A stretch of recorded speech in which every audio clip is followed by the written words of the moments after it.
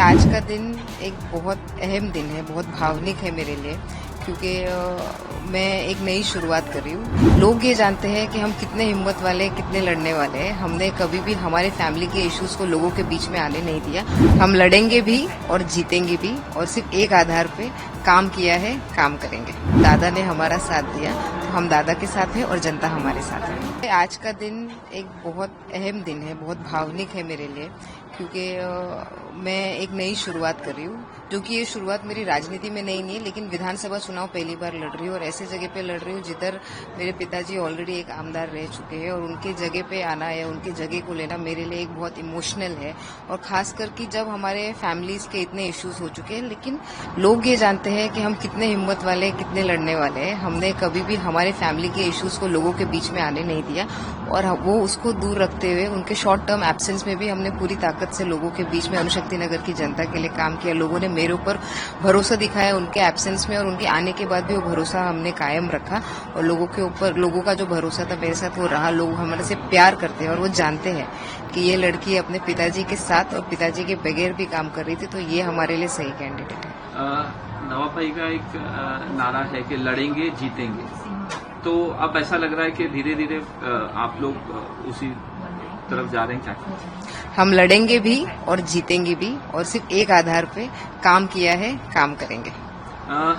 एक तरफ शरद पवार की पार्टी, दूसरी तरफ आप अजीत पवार ने। जब मैंने नवाब भाई से पूछा, अभी मैंने इंटरव्यू किया, उनसे पूछा मैंने, तो कहा कि मेरे बुरे वक्त में अजीत पवार हमारे साथ थे, तो हम उनके साथ क्या कर सकते। तो मैंने वही पता, शरद पवार जी से और ताई से मेरे बहुत इमोशनल कनेक्ट है, लेकिन जब जब अनुशक्ति नगर विधानसभा की जनता को काम के रिगार्डिंग मुझे किसी के पास जाना पड़ता था या किसी ने मेरा साथ दिया उस वक्त, तो वो दादा थे। तो जब दादा ने हमारा साथ दिया, तो हम दादा के साथ हैं और जनता हमारे साथ है। आपके जो क्षेत्र है उसमें क्या तकलीफ परेशानी, एक बड़ा मुद्दा ड्रग्स का भी है, कहा जा रहा है कि, और नवाब भाई जो शिवाजी नगर से लड़ेंगे वहां पे भी ड्रग्स का मुद्दा है, और इसको लेके हमेशा नवाब भाई ने आवाज बुलंद की है। क्या कहना चाहिए? आप तो जानते हैं नवाब जी की लड़ाई ड्रग्स के खिलाफ कितनी है। तो जब से वो हमारे साथ वापस लौटे हैं, उन्हें पूरी ताकत से इधर ड्रग्स की लड़ाई लड़ी है। और वो लड़ाई लड़ने के टाइम पे मैं आपको बता दूं अभी कि इधर कुछ 9 से 10 लोग थे जो ड्रग्स के कारोबार में भाग लिया करते थे।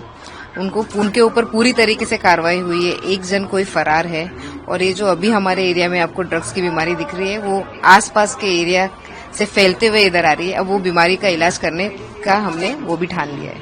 आखिरी सवाल के, आपने भी कहा, जवाब दिया कि ये नेपोटिज्म हो रहा है, आपको आपके पिताजी की वजह से सीट मिली है, इस पे क्या कहना चाहेंगे?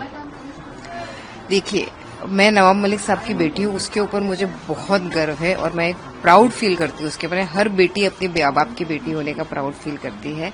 जहां तक कैंडिडेचर की बात है, अगर मुझे वो इजी एक्सेस मिला है, लेकिन लोगों की जनता, हमारी जनता से पूछिए कि उन्हें सना मलिक किस लिए, वो सना मलिक की क्या पहचान है। वो सना मलिक जस्ट बिकॉज नवाब मलिक की बेटी है उसलिए पहचान है? नहीं, वो जानते हैं कि पिछले 7 सालों से मैं उनके साथ लगातार हर क्षेत्र में काम करती हूँ। मेरे पिताजी के शॉर्ट टर्म एब्सेंस में भी उन्होंने वो मेरे पिताजी के बाद मेरे ऊपर भरोसा दिखाया, और भरोसा उनके आने के बाद भी कायम रखा।